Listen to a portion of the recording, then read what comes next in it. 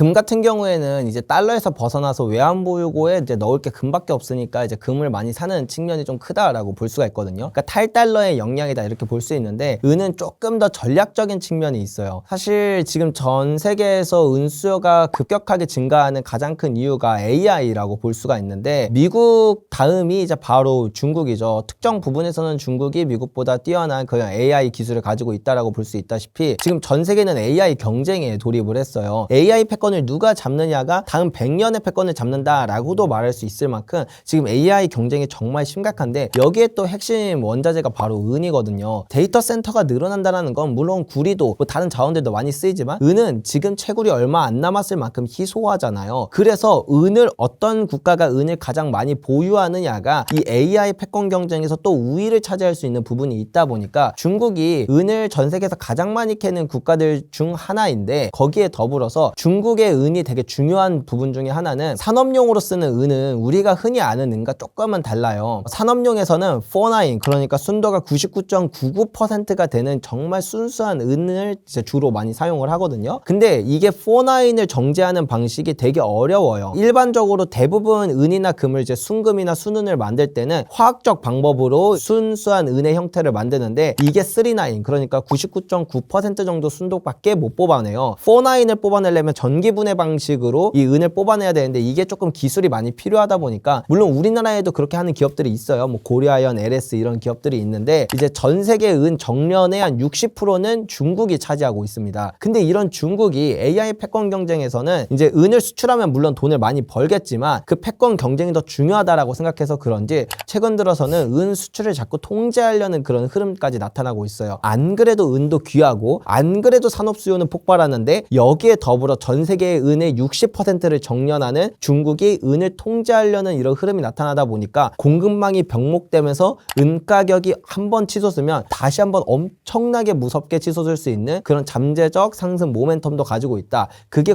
전 세계적인 흐름에서 보면은 엄청나게 큰 리스크고, 은 투자자들 입장에서 보면은 엄청나게 큰 상승 모멘텀이다 이렇게 바라볼 수 있을 것 같아요. 그리고 일론 머스크가 바라본 그 화폐는 에너지다라고 얘기하는 게, 보통 화폐 시스템이 세 가지 정도가 존재를 해요. 첫 번째, 그냥 금이나 은처럼 그 금속 자체가 돈인 태환화폐 시스템. 그리고 이제 두 번째, 불안화폐 시스템. 아무것도 담보가 되지 않고 오로지 국가의 신뢰, 나 믿지? 그냥 써. 약간 이렇게 하는 불안화폐 시스템이 있고, 세 번째는 이제 에너지가 화폐인 시스템이 있어요. 사실 지금은 불안화폐 시스템으로도 불리지만 에너지가 화폐인 시스템도 맞거든요. 1971년 이전까지만 하더라도 금본위제라고 해서, 정확히 말하면 금태환제예요. 금태환제라고 해서 이제 금 자체가 돈으로 쓰였던 그런 시기였어요. 금이 담보가 돼야 화폐의 가치로 인정받을 수 있었거든요. 근데 1971년 이후부터는 이제 페트로달러 시스템이라고 이야기를 해요. 원유가 에너지 패권이 가장 중요하고, 그렇기 때문에 이 화폐의 신뢰를 가장 튼튼하게 해주는 그 기둥이 바로 원유였다. 왜냐하면 그 시대는 원유 없이는 돌아가는 산업이 단 한 개도 없었거든요. 물론 지금도 많은 부분이 이제 원유에 의존을 하고 있지만, 시대가 점점 바뀌고 있다는 거 우리가 생각해 볼 수 있어요. 옛날에는 가스레인지를 썼는데 이제는 인덕션으로 바뀌고 있고, 옛날엔 기름 보일러를 썼는데 이젠 또 전기 보일러로 바뀌고 있고, 그 다음에 이제 차도 내연기관 자동차에서 전기차로 바뀌고 있는 이런 흐름처럼, 결국 중요한 건 이 전기 에너지가 이제 더욱더 이 시대에 변화하는 가장 큰 축이다. 전기는 뭐 다양한 국가들에서 뭐 화력 발전으로도 하고, 풍력 발전으로도 하고, 뭐 원자력으로도 하고 다 하는데, 그럼 여기서 중요한 건 뭐냐? 그 전기를 저장하는 에너지가 가장 중요하다라고 볼 수 있어요. 그래서 이 축전지에 당연히 은이 들어가고, 그것뿐만 아니라 뭐 반도체, AI, 데이터 센터, 모든 그 전기가 사용되고 전기가 발전되고 전기가 저장되는 모든 분야에 은이 필수 요소로 쓰이다 보니까, 왜냐? 은은 모든 원소들 중에서 전기 전도율이 가장 높거든요. 그렇기 때문에 비싸다라는 걸 제외하면 은을 쓸 수밖에 없는 부분들이 꼭 존재를 해요. 그래서 이제 은이 에너지 패권의 가장 중요한 부분이다 라고도 이제 이야기가 되는 부분들이 그런 부분이고, 특히 테슬라 같은 경우에는 뭐 전기차에도 많이 쓰이죠. 그 다음에 이제 요번에 AI도 많이 발전을 하고 있고, 그렇다 보니까 더더욱 은이 필요해서, 요즘 들어서 보면은 기술주 중에 광산, 금광 같은 것들을 사는 그런 기업들이 나타나는 게, 금보다도 은이나 니켈, 구리, 코발트 이런 쪽에 핵심 원자재들이 필요해서 그런 현상들도 나타났던 거다. 그러면 지금 은은 이 에너지 패권에서 되게 중요한 원자재구나, 우리가 이렇게 이해해 볼 수가 있을 것 같아요.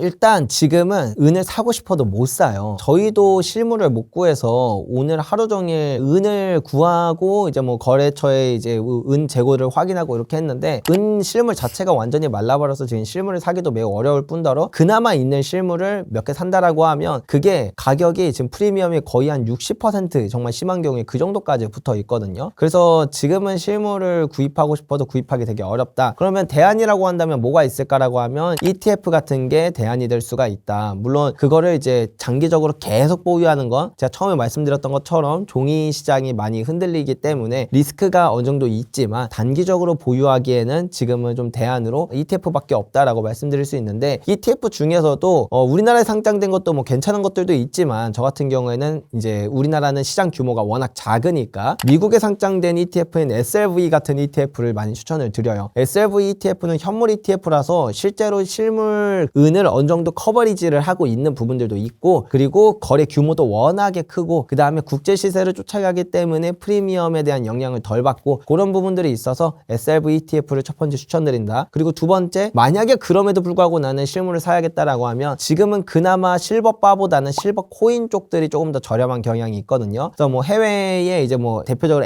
APMX라던가 뭐 이런 코인을 거래할 수 있는 코인샵에서 실버 코인 같은 것들 뭐 미국 조폐국은 지금 너무 비싸요. 말도 안 되고 쳐다도 보지 마세요. 지금 캐나다 조폐국에서 나온 메이플 리플 실버 코인이라던가 아니면 호주 캥거루 실버 코인이라던가 이런 것들은 가격이 나쁘지 않다. 그나마 좀 낫다. 이렇게 말씀드릴 수 있어서 그런 걸 직구하는 것도 괜찮을 것 같아요. 그리고 은은 기본적으로 살 때랑 팔 때 가격 차이가 좀 크게 나는 편이에요. 일반적으로 이제 부가세 10%에다가 살 때 팔 때 가격 차이 한 10% 정도를 치면 사자마자 20% 정도를 손해 보거든요. 그래서 저 같은 경우에는 뭐 금은 뭐 그렇게 사고 파는데 뭐 은보단 나으니까 그렇게 하셔도 상관은 없지만 그래도 이왕이면 사고 팔 때 그 개인 간 거래를 이용하는 게 좋기는 하다. 근데 앞서 말씀드린 것처럼 개인 간 거래는 뭐 가짜 금 이런 이슈들도 있으니까 이런 것들을 중개하는 플랫폼에서 구매를 하면 부가세가 일단 없고요. 그 다음에 사고 팔 때 중간에서 거래를 하기 때문에 지금 사고 지금 팔아도 뭐 수수료 빼고는 완전히 가격을 똑같은 형태니까 은 투자를 할 때 가장 효율적인 방법이다 이렇게 말씀드릴 수 있을 것 같아요. 다만 지금은 여기서도 은 실물을 찾기가 매우 어렵고 그나마 있는 매물들은 너무 말도 안 되는 수준까지 가격이 비싸기 때문에 지금은 앞서 말씀드린 것처럼 그런 방법들을 이용해서 은을 잠깐 매수하셨다가 나중에 이제 좀 이런 것들이 잦아들고 실물 공급이 좀 풀리기 시작하면 이런 위탁거래 사이트 뭐 저희 회사도 그런 중개 거래를 하니까 그런 위탁거래 같은 거를 이용해서 실물을 구입하셨다가 나중에도 이렇게 파시면은 살 때 팔 때 가격 차이도 거의 없이 가장 효율적으로 은 투자할 수 있는 방법 중에 하나다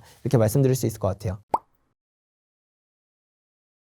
이제 은 같은 경우에는 거의 5년 동안 은이 계속 공급이 부족했었어요. 은이 이제 채굴될 수 있는 양도 거의 10몇 년밖에 안 남았고 그렇다 보니까 이제 고갈도 다가오지 근데 산업 수요는 매년 사상 최고치를 기록하지 이러다 보니까 AI 발전이 계속 거듭될수록 은의 수요가 늘어나면서 은이 한 5년 동안 공급이 부족했던 일이 발생했다. 그러면 그 부족한 공급은 어디서 메워지느냐? 이전에 캤던 그들이 이제 많은 금거래소들의 재고로 쌓여 있다 보니까 그런 것들이 줄어들면서 이제 어느 정도 그래도 부족분들이 해결되고 있었는데 근데 그게 이제 거의 바닥이에요. 재고가 거의 바닥을 기는 수준이다 보니까 이제 점점 은 가격이 이전에 똑같은 수요가 붙어도 가격이 막 갑자기 급등을 하거나 아니면 갑자기 조금 이제 수요가 완화돼서 조정이 오면은 뚝 떨어지거나 이렇게 큰 변동성이 만들어진 이유가 바로 이 부분 때문이거든요. 그래서 최근에도 뭐 이제 레버리지가 청산되는 부분들도 있고 그 다음에 지금 이렇게 실물이 많이 없어지면서 가격 변동성이 훨씬 더 커진 부분들도 영향을 미치고 있다. 근데 이게 결국에 따져보면 역사적으로 볼 때 원래 은이 본격적인 상승장에 들어가면 이렇게 변동성이 커지는 건 자연스러운 흐름이에요. 그래서 변동성이 큰 걸 보면서 뭔가 금이 위험해졌다라고 판단하기보다는